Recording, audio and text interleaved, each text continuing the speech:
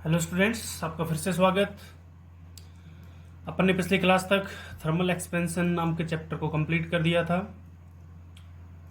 तो I hope आपको समझ आया होगा। थर्मल एक्सपेंशन आईआईटी के पॉइंट ऑफ व्यू से काफ़ी इंपॉर्टेंट चैप्टर है और मेडिकल के पॉइंट ऑफ व्यू से ओनली फॉर्मूला इंपॉर्टेंट है। ध्यान रखेंगे तो काम कर जाएंगे वरना अटक जाएंगे, सीधी सी बात है। कोई ज़्यादा टफ चैप्टर नहीं था, फॉर्मूला बेस्ड चैप्टर था। ठीक है, तो अब हम नया चैप्टर शुरू करने जा रहे हैं, फ्लूइड मैकेनिक्स। इस चैप्टर के अंदर अपन फ्लूइड की मैकेनिक्स के बारे में जानेंगे।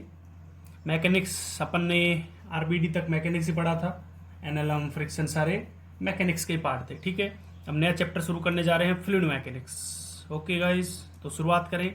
फ्लूइड मैकेनिक्स क्या होता है? सबसे पहले फ्लूइड क्या होता है?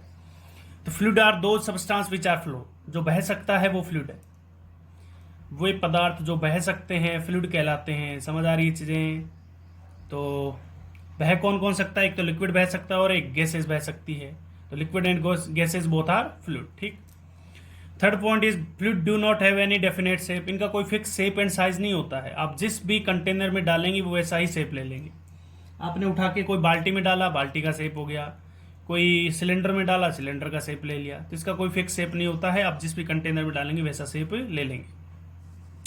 इट हैव टू टाइप्स, दो प्रकार का होता है। First is static fluid and second one is dynamic fluid. Static का फ्लूइड का मतलब, हाँ अभी देखेंगे। डायनामिक फ्लूइड दो प्रकार का होता है। स्टैटिक का मतलब रुका हुआ, डायनामिक का मतलब बहता हुआ। स्टैटिक मतलब जैसे ही रुका हुआ पानी, और डायनामिक का मतलब बहता हुआ पानी। जैसे पाइप के अंदर से पानी बह रहा है तो पानी बहेगा, उसको तो अपन डायनामिक फ्लूइड के अंदर पढ़ेंगे। स्टैटिक का मतलब पानी रुका हुआ है, जैसे बाल्टी के अंदर रखा हुआ है तो रुका हुआ है। स्टैटिक फ्लूइड क्या होता है? When fluid is at rest with respect to container. जैसे आपने पानी को डाल दिया बाल्टी के अंदर, बाल्टी अगर रुकी हुई है तो, कंटेनर अगर रुका हुआ है तो, लिक्विड भी रुका हुआ है तो वो स्टैटिक फ्लूइड है। Then this type of fluid is called static fluid. ठीक, इसमें कोई दिक्कत नहीं होनी चाहिए। स्टैटिक फ्लूइड के अंदर अपन सबसे पहले जो चीज पढ़ते हैं वो पढ़ते हैं डेंसिटी। सबसे पहले क्या पढ़ते हैं? डेंसिटी। डेंसिटी के बारे में आप पहले से जानते हैं। Density equal to mass upon volume.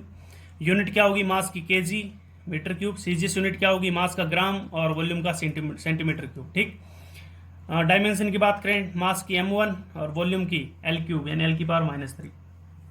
ठीक है। डेंसिटी ऑफ वाटर की बात कर लेते हैं। मैं स्पेशल वाटर की बात इसलिए कर रहा हूं, इस चैप्टर में 99% केसेस में वाटर की डेंसिटी ही काम आएगी। तो डेंसिटी ऑफ वाटर कितनी होती है? 1000 kg पर मीटर क्यूब SI में होती है, ये स्टैंडर्ड यूनिट होती है। और 1 ग्राम पर सेंटीमीटर क्यूब CGS में होती है। ठीक है। 10⁻³ kg पर मीटर क्यूब SI यूनिट में, 1 ग्राम पर सेंटीमीटर क्यूब CGS यूनिट में होती है। ये होती है 4 डिग्री सेंटीग्रेड टेम्परेचर।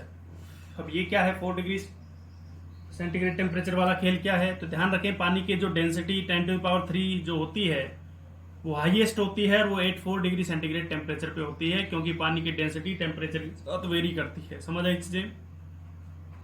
ये डेंसिटी ऑफ वाटर का टेम्परेचर के साथ मैंने ग्राफ खींचा है। ये 0 डिग्री टेम्परेचर है। 0 डिग्री से 4 डिग्री टेम्परेचर तक तो डेंसिटी बढ़ती है। वाटर की डेंसिटी क्या होती है? बढ़ती है। और 4 डिग्री के बाद घटना शुरू होती है। समझ आ रही है? अगर 0 डिग्री से 4 डिग्री सेंटीग्रेड तक अगर आप टेम्परेचर बढ़ाएंगे तो पानी की डेंसिटी बढ़ेगी। 4 डिग्री से आगे जाएंगे तो पानी की डेंसिटी घटेगी। इसे कहते हैं abnormal behaviour of water. Abnormal behaviour of water. समझ आई चीजें? एबनॉर्मल बिहेवियर ऑफ वाटर, इस चीज का ध्यान रखें। ठीक है, आगे बढ़ें। इसमें कोई बड़ी बात नहीं है, सारी चीजें आपने पढ़ रखी है पहले से। डेंसिटी के बारे में एक चीज और जान लेते हैं। अगली टर्म है रिलेटिव डेंसिटी और स्पेसिफिक ग्रेविटी। दो नाम होते हैं इसके, रिलेटिव डेंसिटी और स्पेसिफिक ग्रेविटी। रिलेटिव डेंसिटी क्या होता है? Density of liquid upon density of water at 4 degree centigrade. यानी अपन हाईएस्ट डेंसिटी की बात करेंगे। डेंसिटी ऑफ लिक्विड, जो भी लिक्विड आपको गिवन है उसकी density upon density of water, ये क्या कहलाती है? रिलेटिव डेंसिटी या स्पेसिफिक ग्रेविटी कहलाती है। समझ आ रही है? रिलेटिव डेंसिटी या स्पेसिफिक ग्रेविटी कहलाती है। कोई भी नाम दिया जा सकता है क्वेश्चन के अंदर। ज्यादातर क्वेश्चन में क्या दिया होगा कि सीधा रिलेटिव डेंसिटी ली होगी, यानी इस तरह लिखा होगा relative density of liquid is 0.8। तो आपको समझ जाना है डेंसिटी ही दे रखी है। क्यों? क्योंकि हम देख चुके हैं डेंसिटी ऑफ वाटर कितनी होती है? 1 होती है CGS के अंदर। तो वन की यहाँ पे वन डालेंगे तो कोई फर्क पड़ने वाला है नहीं, तो इस चीज़ का ध्यान रखें। रिलेटिव डेंसिटी का मतलब इनडायरेक्टली डेंसिटी ही दे रखी है, इस चीज़ का ध्यान रखें। समझ आ रहा है? अरे रिलेटिव डेंसिटी का मतलब इनडायरेक्टली डेंसिटी ही दे रखी है लिक्विड की। कैसे? क्योंकि डेंसिटी ऑफ वाटर कितनी होती है? 1 ही होती है, 1 ग्राम पर सेंटीमीटर क्यूब। समझ आई चीज़ें? बहुत बढ़िया। अब देखो ये भी डेंसिटी है, ये भी डेंसिटी है, तो डेंसिटी की यूनिट से डेंसिटी की यूनिट कट जाएगी, तो यूनिट लेस क्वांटिटी है और डायमेंशन लेस भी है। यूनिट लेस भी है और डायमेंशन लेस भी है, ध्यान रखें। ठीक है, unit less and dimension less. पहला क्वेश्चन करते हैं। एक कंटेनर है जिसके अंदर लिक्विड भरा गया है, लिक्विड का मास m है और डेंसिटी ρ1 है।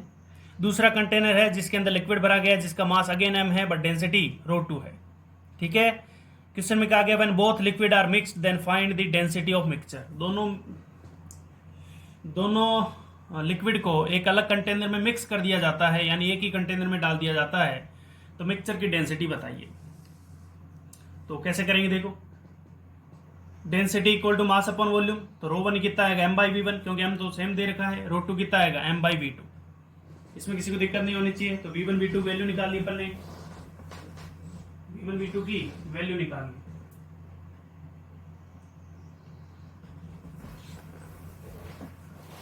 v1 v2 की अपन ने वैल्यू निकाल ली।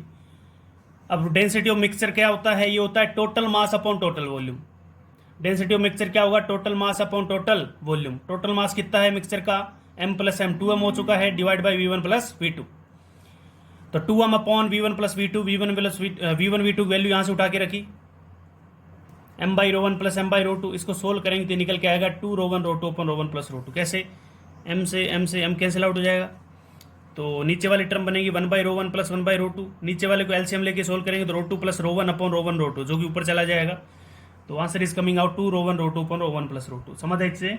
तो मिक्सचर की डेंसिटी ये निकल के आती है जब मास सेम होता है। तो इस इक्वेशन को ये इस तरह लिखा हो 2 ρ1 ρ2 अपॉन ρ1 प्लस ρ2, इसको कहते हैं हार्मोनिक मीन। जैसे अर्थमेटिक मीन, ज्योमेट्रिकल मीन नाम सुने होंगे आपने 10th क्लास में या 11th मैथ में सुने होंगे, इसी तरह ये होता है हार्मोनिक मीन। इसे क्या कहते हैं? हार्मोनिक मीन कहते हैं। क्या कहते हैं? Harmonic mean. समझ है इससे?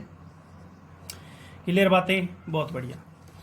अगला क्वेश्चन ये है कि अब क्या मास सेम ना लेके वॉल्यूम सेम लिया गया है दोनों कंटेनर में, यानी इस कंटेनर की डेंसिटी ρ1 है, जो भी लिक्विड भरा गया है उसका वॉल्यूम v है। इस कंटेनर में जो लिक्विड भरा गया है उसकी डेंसिटी ρ2 है और वॉल्यूम कितना है? v है।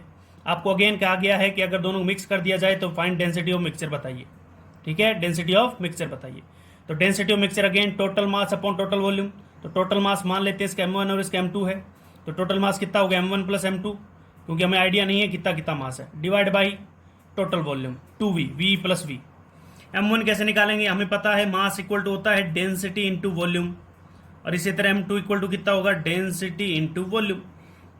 ये वैल्यू उठा के यहाँ पे रख देंगे, तो v से v कैंसिल आउट हो जाएगा। तो answer is coming out ρ1 plus ρ2 by 2। This is arithmetic mean, आपने पढ़ा भी होगा। ठीक है, तो ये अर्थमेटिक मीन और ऊपर वाला क्या था? Harmonic mean, not geometrical mean. ठीक है, समझ आई चीजें? क्लियर है? क्या बातें हैं समझ आई होगी। तो इस तरह के क्वेश्चन हमसे पूछ लिए जाते हैं। आसान क्वेश्चन था, कोई बड़ी बात नहीं। आगे बढ़ते हैं। आगे अपन बात करें तो अगला कॉन्सेप्ट आता है प्रेशर का। इस पे ही पूरी कहानी घूमेगी इस चैप्टर की। अगला कॉन्सेप्ट है प्रेशर का। तो देखें भैया, समझे इसको अच्छी तरह, प्रेशर वाले कॉन्सेप्ट को। प्रेशर क्या होता है? प्रेशर होता है perpendicular force per unit area. Force upon area नहीं, perpendicular force per unit area. समझ आ रही है? Sorry, pressure force upon area नहीं होता, परपेंडिकुलर फोर्स अपॉन एरिया होता है। समझ आई चीजें? तो प्रेशर मैंने लिखा है परपेंडिकुलर अपॉन एरिया। ये क्या लगाए हैं? फोर्स हमें पता है वेक्टर क्वांटिटी, इसलिए वेक्टर लिखा। एरिया भी कैसी क्वांटिटी है? वेक्टर है। दोनों के आगे मैग्नीट्यूड क्यों लगाए हैं? क्योंकि हमने पढ़ा है कि वेक्टर का कभी डिवाइड नहीं हो सकता, ओनली उनके मैग्नीट्यूड का ही डिवाइड होता है, इसलिए मैंने मैग्नीट्यूड लगाए हैं। समझ आई चीजें? यानी आप सीधा ऐसे भी लिख सकते हैं प्रेशर को, F परपेंडिकुलर अपॉन एरिया। ठीक है, सरफेस के परपेंडिकुलर फोर्स अपॉन एरिया। जैसे कोई सरफेस है, इसका area of cross section A मान लेते हैं, इधर से एक F फोर्स लगाया जिसके एंगल थीटा था वर्टिकल के साथ, तो F के दो कंपोनेंट करिए, F cos theta and F sin theta. तो प्रेशर क्या आएगा? सरफेस के परपेंडिकुलर फोर्स ये है, तो प्रेशर बराबर F sin theta by area. समझ आ रही है? ठीक है, force and area both are vector quantity. यहाँ पे ध्यान रखें, एरिया भी वेक्टर है, एरिया वेक्टर होता है। एरिया कैसी क्वांटिटी होती है? वेक्टर क्वांटिटी होती है। अगर आपको नहीं पता तो ध्यान रखें, 12th के अंदर इसका बहुत यूज आएगा। अगर आपको अभी तक नहीं पता था कि एरिया वेक्टर, आपने मान रखा था कि एरिया स्केलर होता है, तो ऐसा नहीं है, area is a vector quantity, ठीक है। और इसकी डायरेक्शन, अगर वेक्टर है तो डायरेक्शन होगी, तो इसकी डायरेक्शन जो होती है वो सरफेस के परपेंडिकुलर होती है।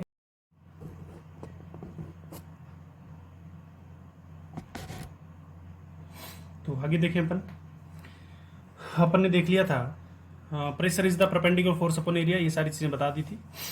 यूनिट होती है प्रेशर की, फोर्स की यूनिट होती है न्यूटन अपॉन मीटर स्क्वायर, और इसको कहते हैं पास्कल। न्यूटन पर मीटर स्क्वायर को पास्कल भी कहते हैं, आपने केमिस्ट्री में सुना होगा, ठीक। सीजीएस यूनिट होती है डाइन पर सेंटीमीटर स्क्वायर, 1 न्यूटन बराबर 10⁵ डाइन होता है, ये चीजें आप जानते हैं, ठीक है।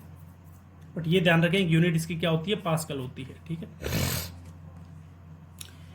1 ATM इक्वल टू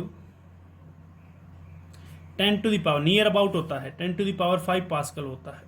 ये आगे भी देखेंगे अपन, ये भी स्टैंडर्ड यूनिट होती है 1 ATM। एटीएम का मतलब atmospheric, 1 atmospheric pressure equal to 10 to the power 5 pascal होता है। समझ आई चीजें? अब अपन बात करते हैं variation of pressure with depth. जैसे जैसे अपन कोई लिक्विड के अंदर नीचे जाएंगे तो प्रेशर कैसे वेरी करेगा, उस चीज को देखने जा रहे हैं, ठीक है। तो देखें, ये हमारे पास कोई कंटेनर है, उसके अंदर लिक्विड भरा गया है, जिसकी डेंसिटी कितनी है? रो है, ठीक है। हमें पता है इस लिक्विड का मास मान लेते हैं m है, लिक्विड का मास मान लिया कितना है? m है। तो नीचे की तरफ क्या लगेगा? mg लगेगा। नीचे की तरफ क्या लगेगा? mg लगेगा। जो इस कंटेनर की जो नीचे वाली सरफेस है, ये ऊपर की तरफ धक्का लगाएगा लिक्विड को, नॉर्मल प्रेस करेगा तो ऊपर की तरफ नॉर्मल लगेगा। बट लिक्विड हिल नहीं रहा, ऊपर की तरफ मूव नहीं कर रहा ना ऊपर नीचे, इसका मतलब इक्विलिब्रियम में है। तो n इक्वल टू क्या होना चाहिए? mg। n equal to mg because fluid in rest, क्योंकि हम पढ़ी कौन सा फ्लूइड रहे? स्टैटिक फ्लूइड, यानी जो फ्लूइड रेस्ट में है उसी फ्लूइड की बात कर रहे हैं। तो फ्लूइड अगर रेस्ट में है तो फोर्स भी क्या होनी चाहिए? बैलेंस होनी चाहिए। तो नॉर्मल इक्वल टू mg आ गया।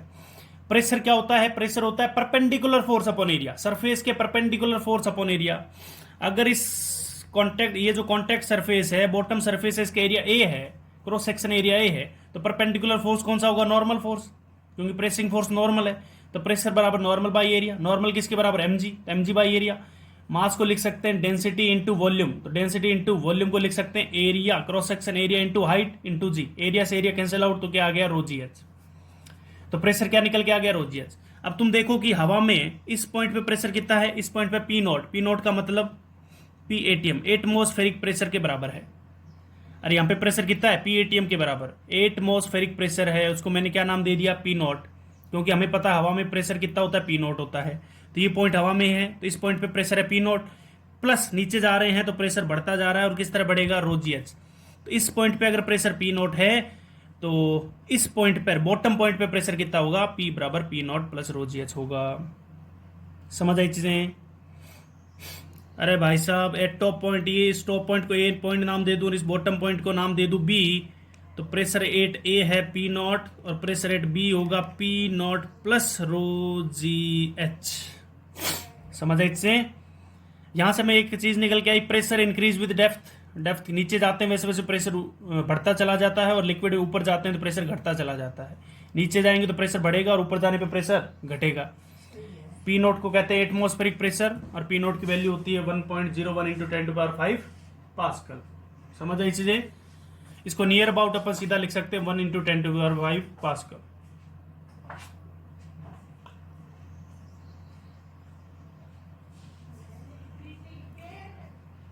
समझ आई चीजें?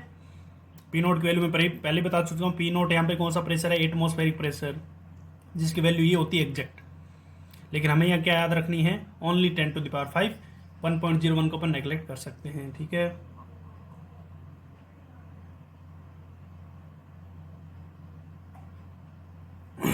आगे बढ़ें, आगे बढ़ते हैं, कुछ पॉइंट देख लेते हैं। At same level pressure is same, at same level pressure is same, pressure depend on density of liquid and height. Pressure का फॉर्मूला क्या निकल गया है? P not plus ρgh। रो क्या? डेंसिटी ऑफ लिक्विड, जी क्या? ग्रेविटी, एच क्या? Height. तो pressure किस पे डिपेंड करता है? रो पे, जी पे एंड हाइट पे।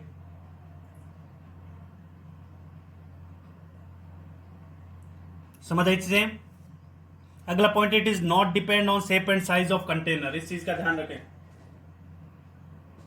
ये शेप एंड साइज पे डिपेंड नहीं करता है कंटेनर की। It is not depend on shape and size of container, ये शेप एंड साइज पे डिपेंड नहीं करता है।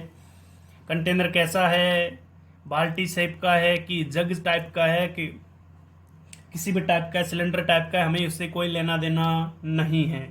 ठीक है, pressure only density of liquid and height of liquid पे डिपेंड करता है। कुछ पॉइंट देख लेते हैं, जैसे ए पॉइंट लिया, बी पॉइंट पे हमें P A minus P B या प्रेस, इन दोनों का डिफरेंस निकालना है। तो हमें पता है ए पॉइंट पे जितना प्रेशर है, बी पॉइंट पे प्रेशर उससे रोजीएच ज्यादा होगा, तो P B minus P A को रोजीएच लिख सकते हैं। अरे भैया ए पॉइंट पे जितना प्रेशर है, ए पॉइंट पे मान लिया पी ए प्रेशर है और बी पॉइंट पे मान लिया प्रेशर पी ए है, पी बी है। ए पॉइंट पे प्रेशर मान लिया पी ए है और बी पॉइंट पे मान लिया प्रेशर पी बी है, तो बी पॉइंट पे प्रेशर ज्यादा होगा क्योंकि नीचे जाने पे प्रेशर बढ़ता है, नीचे जाने पे प्रेशर बढ़ता है। तो कितना बढ़ता है, रो जी एच। तो पी बी इक्वल टू कितना आना चाहिए, पी बी इक्वल टू आना चाहिए P A plus rho g h. P B equal to आना चाहिए P A plus rho g h. समझ आ रही है, कोई दिक्कत थोड़ी इसमें। इसको मैंने आगे इस गाथा से प्रूफ भी किया है, कोई बड़ी बात नहीं, आपको पता है पहले से ही। हॉरिजॉन्टल लेवल पे देखें, 2 पॉइंट लिए मैंने, एक पॉइंट ए लिया, एक पॉइंट ये लिया। ठीक है, 1.1 लिया, 1.2 लिया। हॉरिजॉन्टल लेवल पे सेम लेवल पे है ये पॉइंट, टॉप से सेम लेवल, ये हाइट एच है तो ये हाइट भी एच है। हमें पता है लिक्विड का एक्सेलरेशन कितना है, 0, किसी भी डायरेक्शन में कोई एक्सेलरेशन नहीं है। तो इधर की तरफ जो प्रेशर लगेगा वो मान लेते P1 लगेगा, तो P1 into area is the force, और इधर से लगेगा P2 into area, P2 into area. तो एरिया से एरिया कैंसिल आउट हो जाएगा, तो P1 इक्वल टू P2। ऐसा क्यों हो रहा है, क्योंकि हॉरिजॉन्टल में कोई फोर्स नहीं है, नेट फोर्स 0 है, तो प्रेशर भी इक्वल होने चाहिए। तो हमें एक बात पता चली कि सेम लेवल पे प्रेशर सेम होता है। इस चीज को गांठ बांध लें तभी क्वेश्चन कर पाएंगे। सेम लेवल पे क्वेश्चन सेम होता है और नीचे जाने पे प्रेशर बढ़ता है, और कितने से बढ़ता है, रो जी एच से। समझ आई चीजें, सॉरी, सही ढंग से देखें भैया, नीचे जाने पे प्रेशर रो जी एच से बढ़ता है और सेम लेवल पे प्रेशर सेम होता है। इस चीज का ध्यान रखें, ये चीज आपको समझ आ गई होगी। सही ढंग से देखो भैया, इसी चीज का खेल होगा आगे सारा का सारा। ठीक है, आगे चलें। आगे मैं एक एग्जांपल लेता हूं, उससे और ज्यादा क्लियर होगी। मैंने कुछ पॉइंट लिए हैं। क्वेश्चन ये है कि एक लिक्विड है जिसकी डेंसिटी रो है। एक पॉइंट मैंने यहां पे लिया है हवा में, दूसरा पॉइंट एग्जैक्ट टॉप पे लिया है, एग्जैक्ट बाउंड्री पे, तीसरा पॉइंट यहां पर, चौथा पॉइंट यहां पर, पांचवा पॉइंट यहां पर, और इससे छठा पॉइंट इसके नीचे है।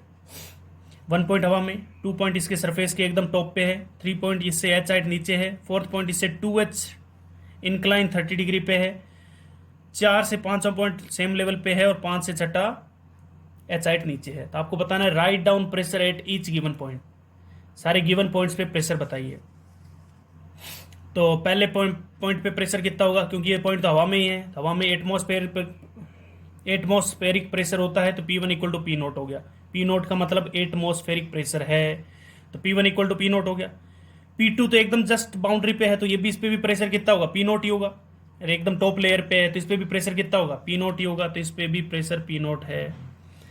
तीसरे पॉइंट पे बात करें तो तीसरे पॉइंट पे प्रेशर कितना होगा, तीसरा पॉइंट दूसरे से कितनी वर्टिकल हाइट पे है, एच हाइट नीचे है, तो तीसरे पॉइंट पे होगा P note plus rho g H. कोई दिक्कत नहीं होनी चाहिए। तीसरा पॉइंट दूसरे से एच हाइट नीचे है, तो तीसरे पॉइंट पे प्रेशर होना चाहिए P note plus rho g H. कोई दिक्कत, समझ आई इससे। चौथे पॉइंट पे प्रेशर, चौथा पॉइंट यहां पर है, एच हाइट 2h हाइट ऐसे इंक्लाइन है, लेकिन हमें कौन सी हाइट चाहिए, वर्टिकल हाइट चाहिए। रो जी एच के अंदर ये जो हाइट होती है वर्टिकल हाइट होती है। कैसी हाइट होती है, वर्टिकल। तो 2h हाइट ऐसी है, तो वर्टिकल हाइट का मतलब ये हाइट चाहिए। चौथा पॉइंट यहां पर है, तो इससे वर्टिकल हाइट ये है। तो 2h का ये कॉम्पोनेंट 2h cos 30 और ये आ गया 2h sin 30। वर्टिकल कॉम्पोनेंट कितना आ गया, 2h sin 30। अरे भाई साहब ऐसे ट्राइंगल है, ये 2h है, ये 30 डिग्री है, तो ये कंपोनेंट चाहिए ये वाला। तो 2h cos 30 ये हो गया, और ये हो गया 2h sin 30। sin 30 इज 1/2, तो 1/2 से 2 कट गया, तो h sin 30 यानी h बच गया। कितना बच गया, h बच गया। तो P4 कितना होना चाहिए, P3 से h वर्टिकल h हाइट नीचे है, तो P4 equal to P3 plus rho g h होना चाहिए। समझ आए चीजें। 5 पॉइंट पे, 5 पॉइंट जो है 4 के इक्वल लेवल पे है, तो सेम लेवल पे प्रेशर सेम होता है, सेम लेवल पे प्रेशर सेम होता है, तो P4 इक्वल टू P5। कोई दिक्कत नहीं होनी चाहिए। 6 पे देखें तो 6 पाइप से एच साइड नीचे है तो P6 equal to P5 plus rho g h. समझ आ रही है चीजें, इसमें किसी को दिक्कत नहीं होनी चाहिए। सही ढंग से देखें भैया, ये क्वेश्चन समझ आ गया तो आपको ये प्रेशर वाली कहानी क्लियर हो जाएगी। समझ आई चीजें?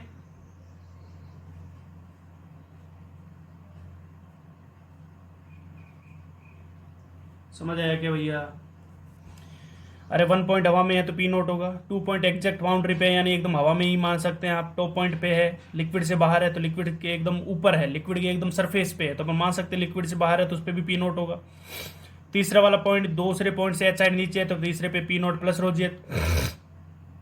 चौथा वाला पॉइंट, तीसरे पॉइंट से इंक्लाइन 2h हाइट पे है, लेकिन हमें तो वर्टिकल हाइट चाहिए। कैसी हाइट चाहिए? Vertical height. ध्यान रखें, h कैसी हाइट होती है? वर्टिकल हाइट होती है। h कैसी हाइट होती है? Vertical height. तो 2h का वर्टिकल कंपोनेंट कितना आएगा? h ही आएगा, 2h sin 30। तो P4 आ गया P3 plus rho g H. 4 और 5 हॉरिजॉन्टल लेवल सेम लेवल पे है, हॉरिजॉन्टल सेम लेवल पे है तो P4 इक्वल टू P5 हो गया। 6 पे देखे तो P6 equal to P5 plus rho g h. समझ आई चीजें? इसमें किसी को दिक्कत नहीं होनी चाहिए। आगे चलें, आगे बढ़ते हैं। देखो, अगला क्वेश्चन ये है कि एक इस तरह से कोई कंटेनर लिया गया, दोनों तरफ से ओपन एंड है। इस तरह का एक कंटेनर है, यहाँ पे लिक्विड भर दिया गया है। इधर की तरफ लिक्विड की हाइट H2 है, इधर की तरफ लिक्विड की हाइट H1 है। तो आपको बताना है H1 और H2 में क्या रिलेशन होगा। Find the relation between H1 and H2। ठीक है, ये 3 ऑप्शन दे रखे हैं मैंने। सॉरी, फोर्थ भी लिख लेते हैं, नन ऑफ दीज। ठीक है,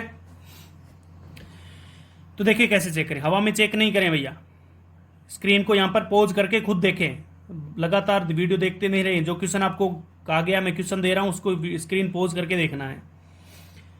इस पॉइंट पे प्रेशर P नोट होगा क्योंकि पॉइंट हवा का है। तो इस पॉइंट पे प्रेशर अगर P नोट है तो बॉटम पॉइंट पे प्रेशर होगा P note plus rho g H. P note plus rho g H, H कितना? H1 के बराबर, तो इसमें कोई दिक्कत नहीं होनी चाहिए। इधर से देखें तो इस पॉइंट पे प्रेशर P नोट है और एकदम बॉटम पॉइंट पे प्रेशर होगा P note plus rho g H 2। समझ आ रही है चीजें? इस पॉइंट पे pressure P note plus rho g H 1 और इस पॉइंट पे P note plus rho g H 2। समझ आ रही है चीजें? अब तुम देखो, ये वाला पॉइंट भी बाउंड्री का और ये वाला पॉइंट भी बाउंड्री का है, तो सेम लेवल के पॉइंट है, हॉरिजॉन्टल में सेम लेवल पर है, सेम लेवल पर प्रेशर भी सेम होता है। अरे सेम लेवल पर इस पॉइंट को B नाम दे देते हैं और इस पॉइंट को A, तो pressure rate A equal to pressure rate B होना चाहिए। इस पे लिखेंगे P not plus rho g H1 equal to P not plus rho g H2।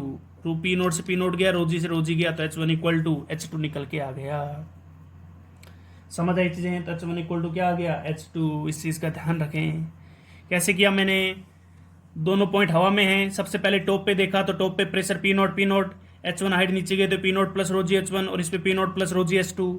ठीक, दोनों प्रेशर को इक्वल किया क्योंकि दोनों पॉइंट सेम लेवल पे है, ओरिजेंटल में सेम लेवल पे प्रेशर सेम होता है, तो दोनों के प्रेशर इक्वल कर दिए तो H1 इक्वल टू H2 निकल के आ गया। कोई दिक्कत किसी को? समझ आई चीजें? आगे बढ़े, बहुत बढ़िया। तो ये हमारी बात हुई किसकी? प्रेशर के बारे में। कुछ और क्वेश्चन करते हैं। अगला क्वेश्चन ये है हमारा कि हमें इस तरह से कोई ट्यूब दे रखी है। ठीक है, कोई बेंड करके ट्यूब दे रखी है, इस तरह की ट्यूब है। इसमें H1 लिक्विड, H1 हाइट तक लिक्विड इधर पर आ गया, सेम का सेम लिक्विड इधर की तरफ H2 वर्टिकल हाइट पे है और ये 60 डिग्री पे इंक्लाइन है। बताना H1 और H2 में क्या रिलेशन होगा। H1 एंड H2 में क्या रिलेशन होगा? तो भाई साहब इधर की तरफ देखो कैसे करेंगे। इधर की तरफ पॉइंट P नॉट और इधर की तरफ भी प्रेशर P नॉट। ठीक, वर्टिकल इस पॉइंट पे देखें, इस पॉइंट पे इधर की तरफ से प्रेशर कितना होगा? इधर की तरफ से प्रेशर होगा P not plus rho g H1 equal to इधर की तरफ से प्रेशर कितना होगा? क्योंकि सेम लेवल है तो यहाँ पे कोई फर्क नहीं पड़ना चाहिए, सेम लेवल पे प्रेशर सेम, और प्रेशर कितना होगा? रो जी वर्टिकल हाइट, तो H1 इक्वल टू H2। समझ आ रही है? यहाँ से भी क्या निकल के आ गया? H1 equal to H2। Sorry, समझ आई चीजें? अगर ये H2 ये दी होती, H2 अगर ये दी होती तो हमें वर्टिकल हाइट लेनी होती। H2 अगर ये वाली दी होती तो H2 का कंपोनेंट करना होता। समझ आ रही है चीजें? अगर हाइट H2 ये होती तो H2 का कंपोनेंट ये वाला आता, ये एंगल 60, ये 90, तो ये 30, H2 cos 30 आ जाता। फिर यहां से रिलेशन निकल के आ जाता, H2 cos 30, यानी आंसर पहला आ जाता। समझ आ रही है चीजें? क्लियर है बातें? समझ आई चीज या नहीं आई? बहुत बढ़िया। लेकिन अभी आंसर क्या आएगा, H1 इक्वल टू H2। अगला क्वेश्चन देख लेते हैं। आपको दिए गए 3 कंटेनर, सेम लिक्विड भरा गया है, सेम लिक्विड मतलब डेंसिटी सेम है और सेम हाइट तक भरा गया है। सेम लिक्विड भरा गया मतलब डेंसिटी सेम है और सेम हाइट तक भरा गया है, बट शेप एंड साइज तीनों के अलग अलग हैं। तो आपको बताना है ए बी सी पर प्रेशर में क्या रिलेशन होगा। तो हमें पता है कि प्रेशर जो होता है हाइट और डेंसिटी पर ही डिपेंड करता है, शेप एंड साइज पर डिपेंड नहीं करता। तो तीनों पॉइंट पे प्रेशर सेम होगा। समझ आ रही है, तीनों पॉइंट पे प्रेशर सेम होगा। समझ आई चीज़ें या नहीं आई? तो तीनों पॉइंट पे प्रेशर सेम होगा। बहुत बढ़िया, ठीक है। तो इस तरह के क्वेश्चन पूछ ले जाते हैं। तो इस वीडियो में इतना बहुत है। Thank you. अगले लेक्चर में फिर मिलेंगे। बहुत बहुत धन्यवाद।